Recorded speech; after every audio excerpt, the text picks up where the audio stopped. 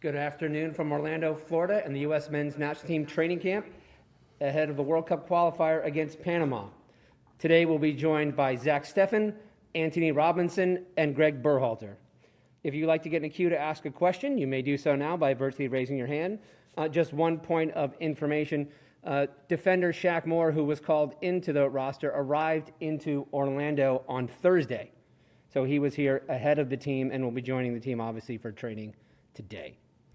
We'll begin with questions and start with Grant Wall. Hey, Zach. Congratulations on the result the other night. Approaching this game, how are you wanting to approach this? Are you hoping you might have a chance to qualify for the World Cup tomorrow? Yes, of course. We hope to qualify for the World Cup tomorrow. But all we're focusing on is getting 3 points tomorrow. Yeah, it's mandatory at home. Next will be Jeff Carlisle from ESPN FC. Thanks, Michael. Hi, Zach.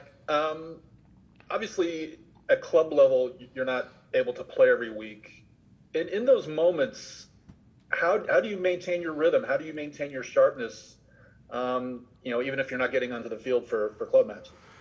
Yeah, I just approach training as best as I can with a strong mentality to get better each and every day, and to learn from my coaches and to get pushed by my teammates at City, and to push Eddie to make him better, which will in turn make me better. Okay, thanks. Next will be Sam Stejskal from The Athletic. Thank you, Michael. Zach, hope you're doing well. I'm curious how you're feeling ahead of tomorrow. Obviously we're coming to the end of the qualification cycle. You guys have an opportunity to clinch a spot tomorrow night, potentially, but there's also pressure on the other side. So what are the emotions riding in, especially considering what happened last time around? How are you feeling about this opportunity? We're excited, man. We're in a good spot. We're just trying to live in the moment, trying to enjoy each other's company, and trying to get better and continue to grow this culture on and off the field that Gregg and his coaching staff have created and us players have created, and just trying to enjoy the moment. Yeah, it's a really cool opportunity that we have. Another game at home in sunny Florida, so things could be worse. Next will be Stephen Goff from The Washington Post. Hey, Zach. Thanks for your time. What have you seen over the past 7-8 months, and even further back, on Gregg's interest in and need to nurture depth and get more guys involved, which obviously will come in to importance tomorrow with so many players out? Yeah, I mean, it's been a long road. Qualifying's a lot of games and a lot of different camps, and guys have injuries, and different guys are called in all the time. I think we have a very good camaraderie in terms of whoever gets called kind of steps up and does their job, and we have a lot of depth. And you guys have seen that in the qualifying games, and it's exactly what we need, and that's exactly why we're here. We all want to win, we all want to compete, we all want to play, we all want to qualify for the World Cup, so we're willing to do whatever it takes. Next will be Jonathan Tannenwald from the Philadelphia Inquirer. Thanks, Michael, and thanks, Zach, for the time. Good to see you again. A lot of us wondered coming out of the game at the Azteca with the amount of energy that was expended, the altitude and everything else, sort of what the energy level would be of the players and such going into tomorrow night. You're with these guys, you're in the camp. What are you seeing in that regard? Thanks. I think we did exert a lot of energy with the high altitude and in the field and then travel. But I think we're all in a good place. We've done a good job to recover and get our bodies back and get our minds back. And yeah, we'll have training, get our legs moving, kind of get the flight out of us a little bit more, and then then the show gets started again tomorrow. So we're excited, and we just know this opportunity that we have is really special, and we're all here for a reason, and we're not taking it for granted, and we're just trying to live in the moment and enjoy it all, and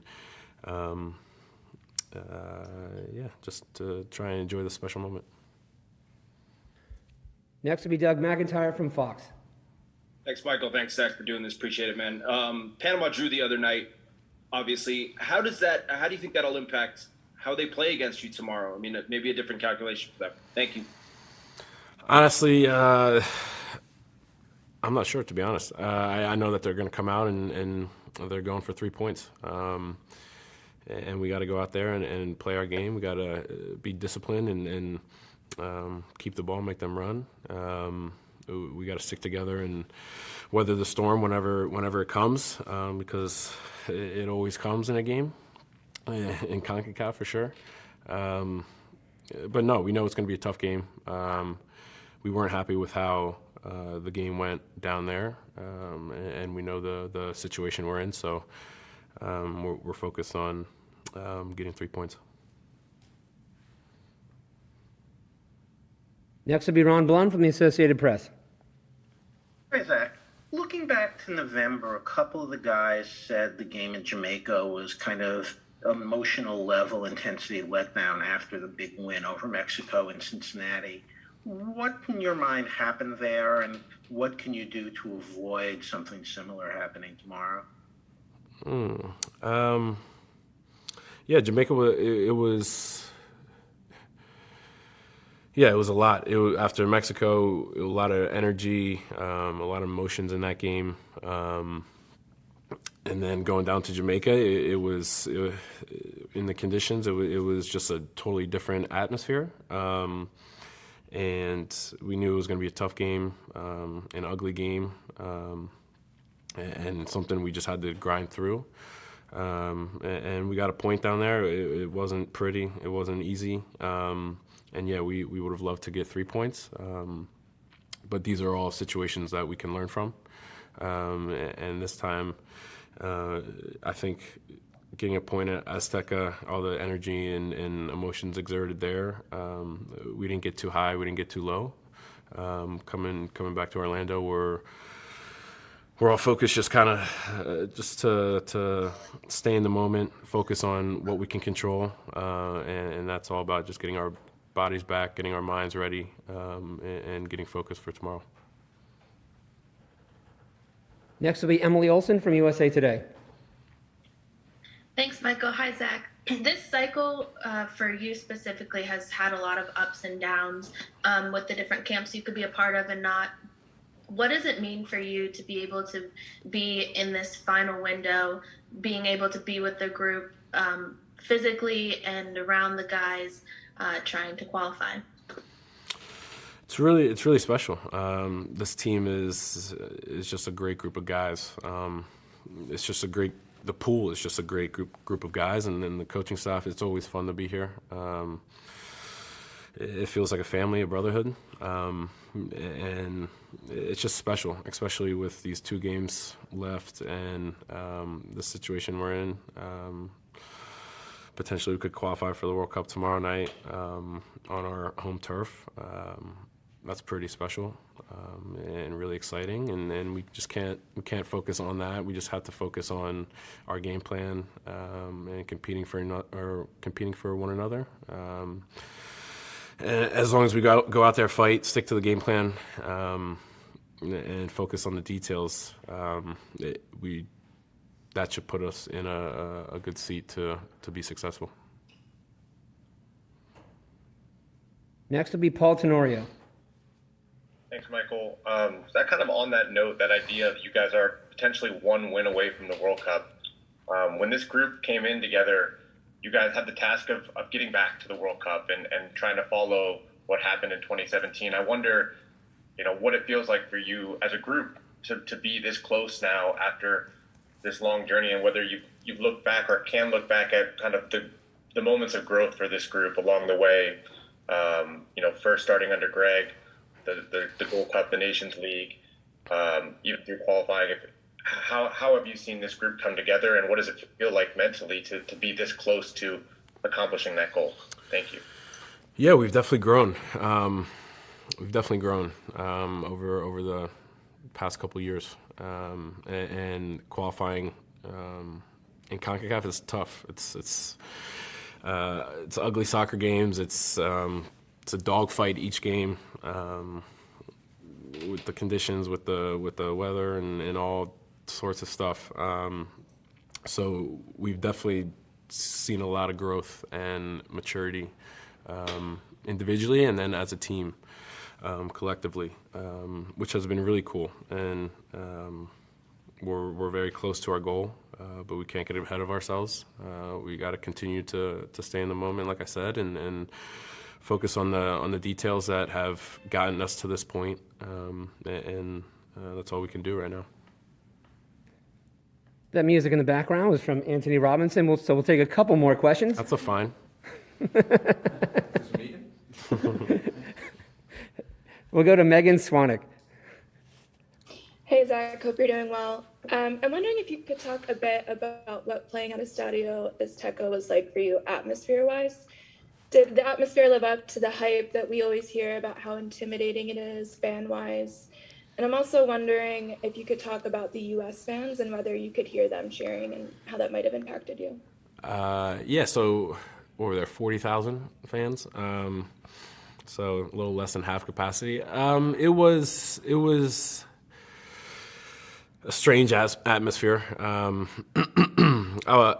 For me, it's tough because you're playing and you're sometimes you hear chants in here and there and that, but I'm trying to communicate to my back line and stay focused in the game. And I heard one or two Mexico chants. I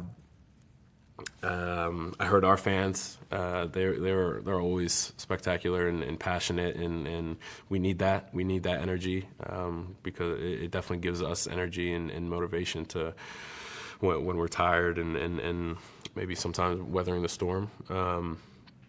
But I think obviously with half capacity, it's tough to get the full experience.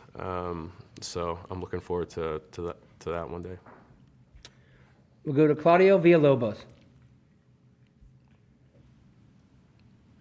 Thank you, Michael. Zach, I was wondering, I mean, in Mexico, you have the likes of Tecatito Corona and even Lozano. Those guys move around pretty much, and it causes any team a lot of trouble. In terms of scouting you might have done, and Gregg also with Panama, what's going to be like for you guys in defense to defend against a team that is so much needed of a victory after they lost the points back home? Thank you. Yeah, it's going to be tough. Every qualifying game in CONCACAF is tough, and we know that. We know what it's going to take to get points and to take that next step towards qualifying. And it's just about going out there and executing, sticking together and working for each other, and just communicating. And we know that they're going to come to get 3 points, and we're coming to get 3 points on our home turf and with our fans. And so we're excited for the challenge. Last question goes to Kyle Bond. Thanks, Michael. Hi, Zach. You've been talking a lot about how this is like a special opportunity for you guys, and you're really just trying to stay in the moment. Is there pressure to feel as well, given how much is riding on this game? And obviously the fans know about what happened 4 years ago. Do you guys feel that pressure as well as, the enjoyment of the moment? I would say every game comes with pressure, different pressure. And of course, we feel it. We're aware of the emotions, of our emotions going into it, and it's just about kind of putting those on the back burner and going out there and playing the game that we've been playing for our whole lives, and sticking together and using one another to to I hate that I'm saying it again, but to stay in the moment and to focus on our game plan and to execute as well as we can. Thank you, Zack. We'll be right back with Jedi Robinson. Take care, guys.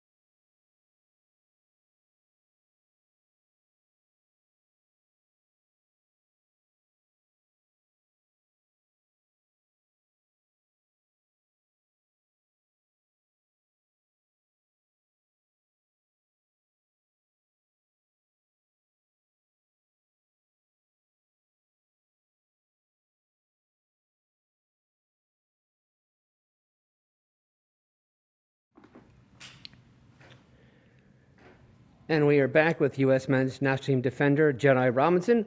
We'll begin with questions and start with Ryan Talmadge from Goal.com. Hey, Jedi, look, you guys have played a lot of big games over the last year or so, whether that's Nations League, World Cup qualifiers. Obviously, the other day you go into the Azteca, and obviously this is another big game. And it's one where it's maybe a little bit different because you could see the light at the end of the tunnel a little bit. How is there any difference to how you guys feel going into this game? Is it any different than the ones that have come before it? Just because, look, when you look at it, it could be the last big game of this World Cup qualifying cycle. I think the team's done a really good job going into all these games, knowing, the prize that's at the end of it if we're successful, but also keeping our heads and keeping that, one game at a time attitude, and really putting the importance on each individual game. So, like you said, we know that there's a possibility that we can qualify tomorrow, so it's obviously huge. There is going to be a lot of excitement around the team. I'm very excited for it. So going into it, I don't think much is going to change mindset-wise other than, just trying to get the job done and knowing that hopefully if we've done our part that there could be a great reward for us at the end of it. Next will be Grant Wall. Hey, Jedi. Just first off, quick question for you. When we write your name in a story, would you prefer we say Jedi Robinson or Antonee Robinson? Honestly, you can write whatever you want. Antonee Robinson or Jedi. Like the Jedi Robinson, that might start making people think I've changed my first name legally or something. I don't know. Okay. And then just as a follow-up, I wanted to ask about Gio Reyna. You haven't had that much interaction with him because he hasn't been in many camps with you. He has this mix of talent and a hard edge that seems like it might be pretty special. What have you observed in that way? Yeah, I mean, obviously I've been in a couple camps with him now. He's a lovely kid, but when he gets on the pitch, he's just a player who's like incredibly confident with himself, and it's backed with, the ability he's got. So you see he's coming on at the Azteca. It's his first game with us in a while, and there's no fear whatsoever. He just knows I'm going to get on the pitch and try and run the show, and that's what he did. He was really effective when he came on, and it's been unfortunate that we haven't had him for every camp because we obviously want all our players to be available when possible. But if this is the camp that he's going to come make a real impact and help us seal the deal and get to the World Cup, then it's going to be an amazing feeling. But yeah, like I said, kid's got an unbelievable talent, and it's great to have him on the team with us. Next will be Doug McIntyre from Fox. Thanks, Michael. Hey, Jedi. Thanks for doing this. You didn't play against Panama last time, but you had a vantage point on the bench, I think, or maybe I don't remember if you were left behind for the third game that window. But what lessons does the team take away from that? What did you see that you think you can do better against them tomorrow? Thank you. Yeah, it was a while ago now. I didn't actually travel to Panama. It was it was a redless country for the UK, so I think me and Zach didn't travel. But I remember watching the game, and we didn't quite look ourselves. Changed quite a lot of the team over as well. But obviously, you've got to give full credit to Panama. They actually played quite well, and you look at where they are on the table now. They've got a good chance of qualifying themselves. So there's a reason that they're up there. It's because they're doing well this cycle. So we're not going to go into this game thinking we're going to win the game and qualify. It's definitely not going to be that easy. We know, especially from the past qualifying, that every game's difficult and every team brings a challenge, and they're going to be giving it their everything. So we're going to have to want it more than them on the day, and hope that combined with our quality shines through and gets us the win. Next will be Sam Stejskal from The Athletic. Thanks, Michael. Hope you're doing well, Jedi. I'm just curious, obviously Thursday was a really difficult, physically taxing game. What has the recovery looked like? Has it been any different than what you guys have done in previous windows? And how are you feeling at this point in time coming off of that match? Yeah, I feel like I do the second day after every game I play, like pretty tired. But in terms of recovery, we've been given as much resources has been available. The boys are doing cryo, getting on with the physio, so everyone's doing as much as they can to put themselves in the best condition going into the game tomorrow. But you can't take away from the fact that we played 2 days ago. People are going to be tired going into the game tomorrow, and it's the same for the opposition. Everyone's in the same boat, so it's just going to be one of them that you've got to kind of forget that you're tired, put it to one side, and give your all, and know that we've got 5 subs available to come on if you're pushed to your limit. Thanks.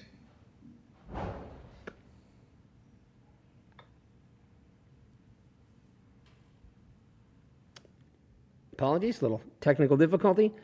Next will be Kyle Bond from Sporting. Thanks, Michael. Appreciate it. Hi, Jedi. You're playing your club ball in a team that has a very free-flowing attacking mentality, and they're in great form. Here in CONCACAF, obviously the style a bit different. What's the adaptation like for you to come from the championship in England to World Cup? Sorry, I didn't hear that last part. We lost you right at the end, Kyle. Did you say what's the difference between the championship and World Cup qualifying? Okay, cheers, Mike. It's like you said, I've come being at a team in the championship now with Fulham, where we're expected to dominate play in most games, and we feel like we've got one of the highest quality teams in the league. It's sort of similar here. We've in CONCACAF, I feel like we've got one of the strongest teams, so we're expected to dominate most games, which doesn't always go that way, especially in World Cup qualifying. Everything can happen. You've got guys travelling in from here, there, and everywhere, including myself, and there's lots of different adaptations, weather, pitches, even like things like referees and stuff. The style's always different, so there's a lot of different things that go into the games. But I feel like I've played enough games now with the US and even in qualifying to be able to come and change my game up where needed, whether I need to be more attacking in one game or more defensive in a game like at Mexico. So yeah, that's it. We'll go to Brian Sherretta from American Soccer Now. Thank you, Jedi. One of the big stories from the Mexico game was the good chances that were missed. Discuss does frustration creep in at some point? Does it test your mentality a lot? And how is it something quickly put behind you going into a game like Orlando when you know that the team probably feels like they should have scored more goals? I mean, I feel like it's like while you're playing, it's forgotten about very quickly. It's one of them, like you might hold your hands in the air and think, oh, we should have scored, but then you're straight back at it into another play. You've got to get on with the game and hope to create another chance. But it's just like unlucky occurrences. You get in them positions. Most of the time you feel like you're going to score, but there's always them 1 or 2 chances that you miss. And unfortunately, we had a couple of them in the same game, which, it's unfortunate for us, but we take it. It's still a valuable point that we took away at Mexico. And we move on and we go into Orlando hoping that if we create them same chances, getting them same spots, that we're on the ball and we actually do score them chances. Last question goes to Andrew Jones. Thank you, Michael. Jedi, first, congratulations on the engagement right there for you, sir, personally. I wanted to ask you, how's Zack Steffen, who wanted to give you a fine for the music going off there just now, how has his leadership at the back for you, not only other night, but in this process has been, as well as being able to deal with Quintero as well as Benquenas and Morillo tomorrow night when you face off against Panama? Yes, Zach's vital to our team. Just having a good goalie in general at the back. We've been very fortunate that we've got, we've had Zach, Matt, we've got great keepers. So having the confidence that they're at the back to bail us out if we make a mistake is massive going into games. But the command in the back line are always, in talks with us, telling us where to be and stuff like that. Sometimes the crowd gets a bit loud and you can't hear them, but most of the time, they're organising it really well, passing their messages across, and it's just that little extra bit that's going to help us. Thank you, Jedi. We'll be back with Gregg Berhalter. Thanks, everyone.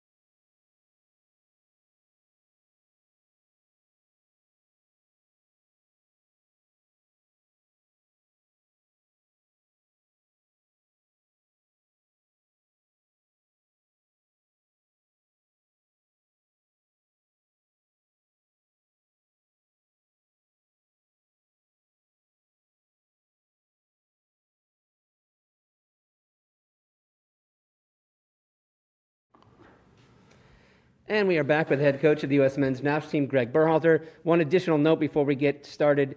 As reported earlier, the game is officially sold out for tomorrow evening. We'll begin with questions and start with Brian Strauss from Sports Illustrated. Thanks, Michael. Hey, Greg. Hey, Brian.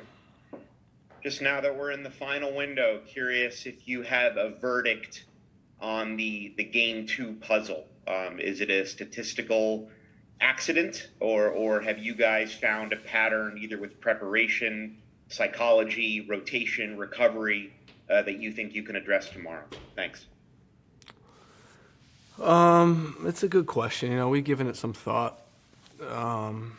And we haven't come up with much, to be honest. 3 of the games have been away from home, which we know is always harder to get points, right, statistically. So that there's one side of it there.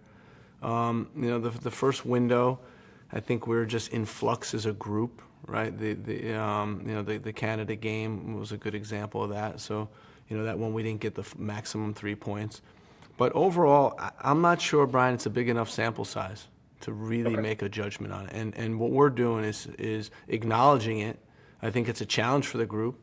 Right, this is our last second game of the qualifying round, so it's a great challenge, guys. We haven't won a game in the second game of the qualifying round. This is a great challenge for us. Let's win this game. This is the last window, last opportunity to do that, and let's try to get a win. So I think that's the message. More using it as a challenge for the group, because it's when you're looking at it, you're not happy with it for sure.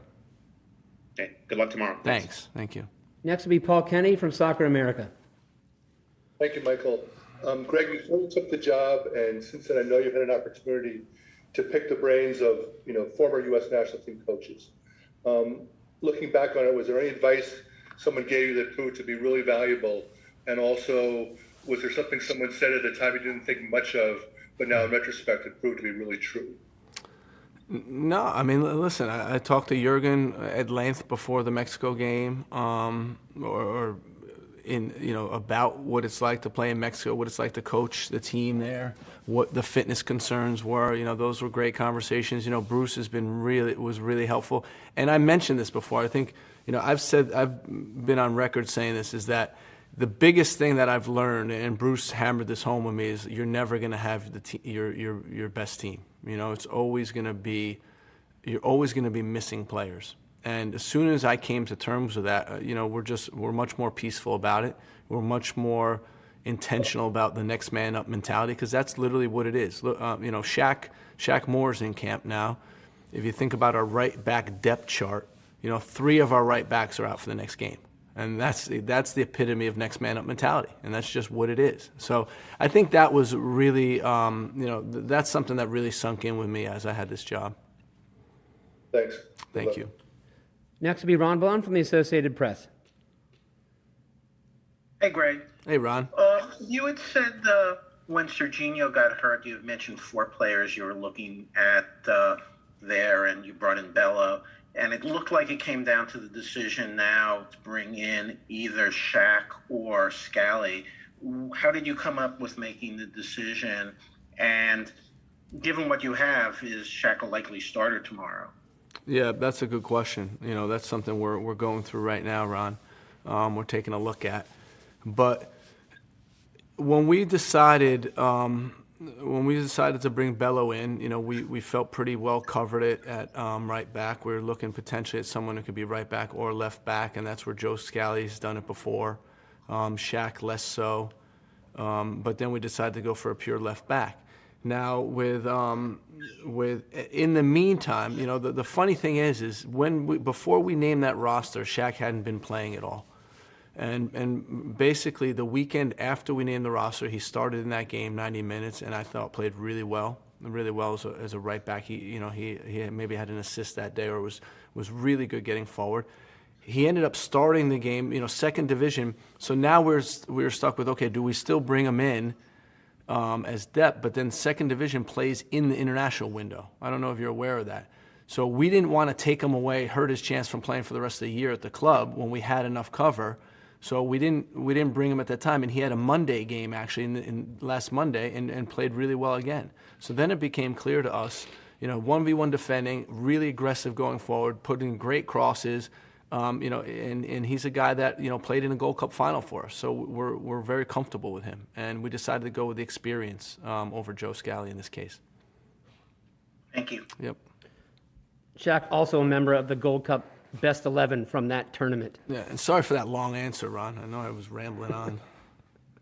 Sometimes we get long questions, sometimes we get thoughtful answers. Next will be Doug McIntyre from Fox. Thanks, Michael. We like long answers, Greg. You don't ever have to apologize for that. Curious with your emotions going in tomorrow. I'm sure you're really excited about the opportunity in front of you. How nervous are you, if at all? I mean, I know you get to pick the lineups and make the subs, but once the whistle blows, it's kind of out of your control a little bit, just like it is for all the fans that are going to be watching tomorrow. So what are your emotions going into tomorrow? And good luck to you, Greg. Thanks. I preached to the team about just one game at a time, sticking to the process, doing the small things, doing the process-orientated things, and the results will come. And that's how I'm looking at this as a coach. Also, we're doing our final preparations like we always do, and that's what it is. It's honestly not more than that. I know it's a big game, but it's still a soccer game. It's still 90 minutes long. It's still 11v11 on a field that we've been at before and we're comfortable with in our United States. So for us, it's really just doing what we do and sticking to the process. Thanks. Yep. Next will be Kevin Baxter from the LA Times. Hey, Greg, thanks again for your time. Kind of following up on Doug's question and your question about the second game in the window, it does seem kind of weird that you have Panama in the penultimate game. You're right there, close to qualifying. And then your final game is on the road. There just seems like a lot of weird similarities to last time, and we know what happened last time. How do you keep your guys focused on running through the finish line and not easing up this close to the end? Thanks, and good luck tomorrow. Again, staying in the moment, staying present. It's really important not to get ahead of ourselves. We can only control what we can control, right? And that's what we're focused on. It's literally doing what we've been doing and preparing and doing the necessary things to play well, and that's it really. I know there are similarities to last time, but we're looking forward. I don't think this is a group that looks back. We acknowledge what happened in the past. It's part of who we are as U.S. men's national team players and program. We acknowledge that, but we have to forge our own path, and tomorrow's a good time to do it. We'll go to Stephen Goff from the Washington Post. Hey, Greg. Hey, Stephen. Given that so many regulars are unavailable in this window, and obviously the yellow cards added to that, I was wondering if you could talk about how you went about building and nurturing depth, particularly over the last year with the tournaments, but over your tenure as well, leading you to this point this weekend where you need it. Yeah, so, when we first took over in 2019, the important thing for us as a program was to acknowledge where we are, right? Like acknowledge who we are as the U.S. men's national team. And part of that was including veterans in the process. And, when you look at the first camp in 2019, there were a number of veterans, guys that have been there before that were in the group. And then, we got the experience, we got the institutional knowledge from that group of players, and slowly started integrating younger players. We had the majority of our player pool now was too young in 2019, right, to even take part of it. So we had to be patient.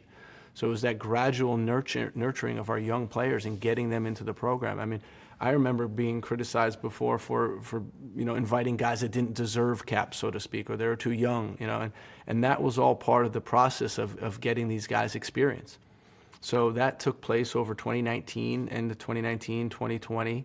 Again, we used that time to do that. And then 2021 was really being about intentional. We knew we could use the Nations League and the Gold Cup to give a large number of players experience in CONCACAF competition. And that's why we split the rosters up, and that's why we used a huge group of players in that. And then finally, throughout qualifying, I think being brave enough and believing in young guys enough to give them opportunities to get on the field and see what it's like to qualify. When you think about George Bello or Gianluca Buzio or Gio or whoever it is, we've used a really young player pool in qualifying. And that's helped us. I think it's given the players confidence, but it's also given the coaching staff confidence that we can call on a guy like Shaq in the last minute and be completely comfortable with how he's going to perform in a game. In this qualifying cycle, 38 players have earned at least one cap. That's tied for second most in U.S. history. 29 players making the World Cup qualifying debut, tied for first with the 1998 cycle. Next will be Grant Wall. Hey, Greg. I wanted to ask about the approach to the game tomorrow. Obviously, 3 points is far and away the biggest goal, but it is possible that goal difference could become a very big thing. How much are you keeping that in mind, and how would that potentially influence sort of your management of risk in going forward tomorrow? Well, we want to score goals. There's no question about that. But I don't think we're presumptuous enough to think that we're going to win this game in a blowout. I don't think that's going to happen. Panama's a good team, well-coached team, physical team, and they're going to put up big resistance. Our goal in the game tomorrow is to win the game. It's a home game. I've talked about how we're so excited to play in Orlando in front of the fans. That stadium, in my opinion, is one of the best stadiums in America for getting a crazy atmosphere. And we want to use that atmosphere. But it's still going to be a difficult game, and we need to bring the intensity if we want to win. Next will be Paul Tenorio from The Athletic. Thanks, Michael. Gregg, kind of going off of what your answer was to Steve, you reflected on things going all the way back to January camp in 2019. It's been a 3-year journey to get to this point. I wonder kind of what it feels like for you to be this close to the goal that you first set out back in 2019 to get back to the World Cup, and how you feel this national team has grown and matured and maybe come together to finally be this close to qualification. Thank you. Paul, if we end up qualifying, I think that's when I'll do my reflection. Now it's time for us just to focus on what's in front of us, and it's a game tomorrow against Panama. That's all that really matters, and that's what we're focused on. All the work that we're doing in the office right now is focused on how do we beat Panama, getting the group ready to play. We'll have one more training session, and then we'll go. But again, this is about right now staying in the moment, staying in the present, and focusing on the task at hand. And we'll sit down. Me and you'll sit down in Chicago over a coffee, and we'll review. I'll reflect for hours. Don't worry. Next will be Jeff Carlisle from ESPN FC. Thanks, Michael. Hello, Gregg. Hey, Jeff. How much did Panama's recent result against Honduras, how much does that kind of complicate your plans for tomorrow? And defensively, what kind of challenges does Panama pose? Are they super mobile? Are they super strong? I mean, what do you think their strengths are there? I think they're elite at finishing crosses, finishing off crosses. I think they're very, very good. First of all, they have great service from both the left and right side, and they have really good runs in the penalty box. And if you look at the chances they get, it's time and time again, a guy crossing from a deeper position to good runners in the box, athletic forwards, and they score a goal. If you remember the goal they scored against us when we played in Austria, they took the lead 1-0. It's a carbon copy of what I'm talking about. A ball that's on the left side of the field, whipped in the box by Eric Davis, who has a great left foot, and a tremendous run in the penalty box by their striker, and a good goal. So we have to be aware of that, acutely aware of that, because that can hurt us. Regarding the result, I don't understand how that, like the complication part of it. Explain that to me. How it would complicate Well, things. I mean, might they be a little bit more desperate? Take a little bit more risk, because I'm assuming that they thought that they would get 3 points at home against Honduras, and they did. No, I mean, I think if that leads to them getting unbalanced, I think it's good for us. But the way we're looking at this, Jeff, is we wanna go out and win the game, and whatever it takes to win, we're gonna do it. And actually, my original question, I was thinking more about Panama's defense, like where are they strong, and what are their assets in that part of the field? They have strong center backs, physical center backs, good outside backs, ability to get forward into the attack, as I mentioned before. But, we know some of these guys. They played in the league. Escobar played in the league. Cummings played in the league. Andrade plays in the Bundesliga. Quality center backs, physical team. With Godoy, he's a very strong player in our league, and we know him well. Overall, I like their team. I think they're a good team. Next will be Daniel Nora from Univision. Thank you, Michael. Hi, Gregg. I want to take you back to 2017. I'm wondering, where were you that night the team failed in Trinidad and Tobago, and how good is to be now with the opportunity on your hands to just take back the team to a World Cup? I was in my living room on my couch watching it with a group of people, and we were disappointed with it. obviously, as many people were. But again, for us, it's, since we took over, it's about positioning the team. We talked about what we want to do as a group, what we're trying to do as a group, and part of it means qualifying for the World Cup. And this is a step that we want to take. So tomorrow is an important game to get us in that direction. I'm not sure it's going to fully get us over the line if we win tomorrow, but we're going to be doing our best to win tomorrow, and then we move on and face Costa Rica.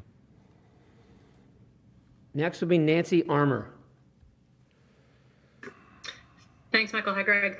Hey, Nancy. Speaking of that, you should know the Costa Rica result before you guys kick off. How much will you pay attention to that, and how would that impact you, or would it impact you if Costa Rica does not either win or get a point? We'll certainly be paying attention to it because I think it's relevant to our game and the implications of our game, but I'm not sure it will change our game plan much. It could potentially change, Panama's game plan, because if Costa Rica wins and they don't win, they'd be eliminated. So, there's that we have to take into consideration. And I think that's potentially what Jeff was alluding to. But, we'll see. Again, our focus is on our group and how can we be impactful and win the game. Next will be Emily Olson. Thanks, Michael. Greg, you talked about the strategics and the planning that went into creating this deep pool of players. But I'm curious, you've been a player in the U.S. men's national team pool yourself before. How much of this group and how successful they are in their next man up mentality, in the word brotherhood that always comes up, how instrumental has the group of players itself been in keeping the pool connected, and how would you describe the balance between what you do and what they've been able to do?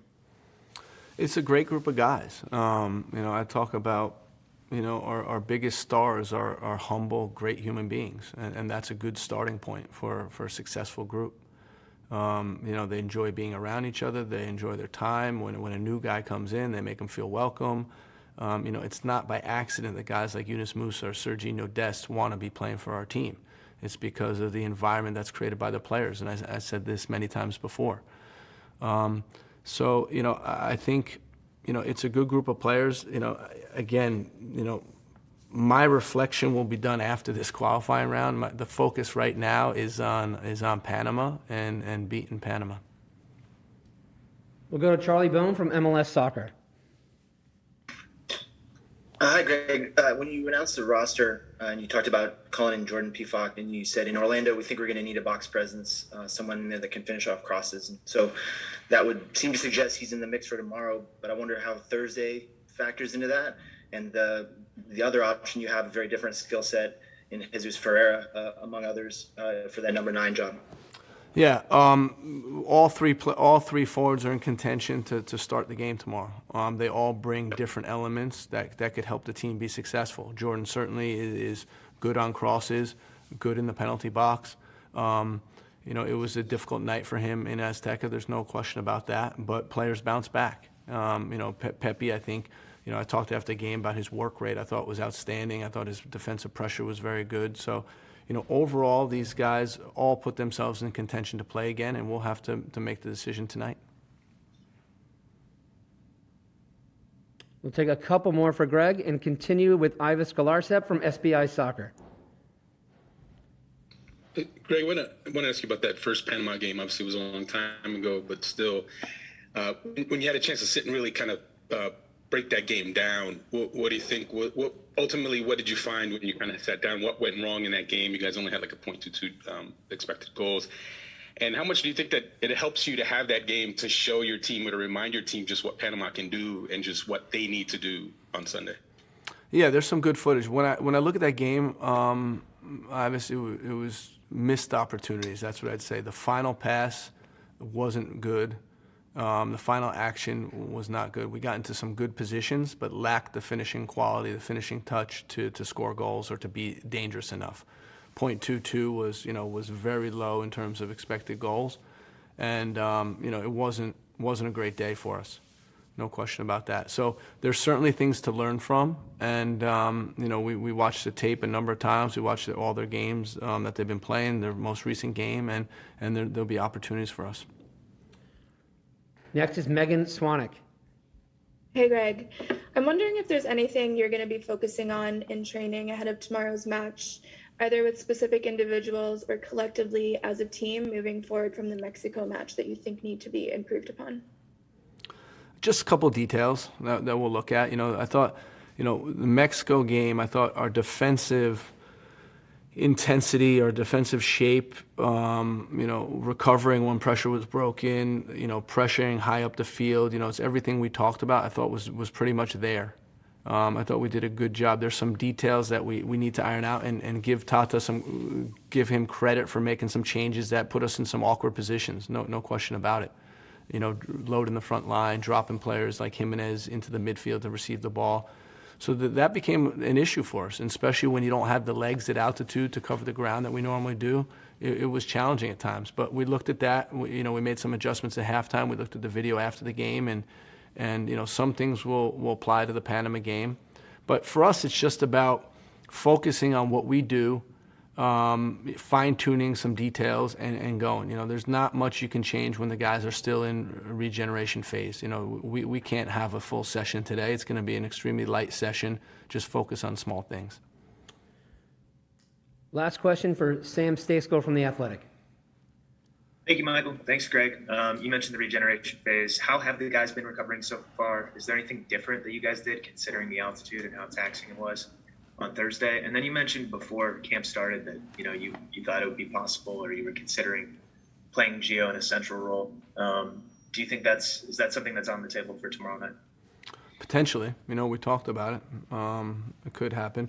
Again, we gotta look at where he is physically, and if he's ready to play or not. That's a concern of ours. I thought he had a good impact coming in the game the other night. So we'll see. But in terms of the group, the spirits are high. They've been doing regen yesterday. We got some stuff over at the hotel that they're doing today in preparation for the training session. So we'll be ready. Yeah. I'm surprised you didn't ask me about the Tar Heels, Sam. No one asked me about the Tar Heels. Bonus question, Sam? I didn't get to watch it. No? So, yeah. Huh? Please go ahead. Talk about the Tar Heels. Oh, no one likes the Tar Heels now. Come on, guys. This is a run, man. We're making a run. We got to get on board here, right? We take down St. Peter's, and then we go from here. Hubert's doing a great job, man. We got to give him the respect. All right, well, thanks for getting that in, Sam. And thank you all for joining us. For those of you in Orlando, 5 p.m. here for training open for the first 15 minutes. For the rest, we'll see you tomorrow night.